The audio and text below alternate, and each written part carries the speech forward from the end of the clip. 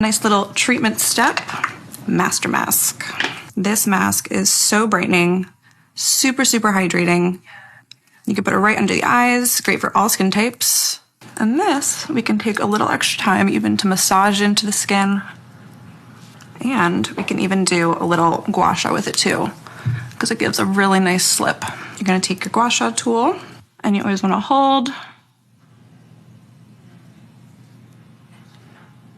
and really light pressure.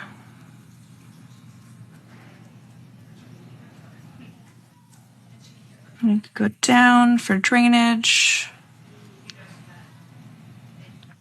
3 passes, don't have to go crazy. This is great for depuffing, lifting, releasing tension, all while you're masking. And sometimes you'll even see like a little lift in your eyebrow too, which is really nice once you do your one side. And this is great if you have a lot of tension in your brow bone. You can really just lift up there and just to really release those, what we call 11s, everyone's arch nemesis. And always remember to drain after you finish too.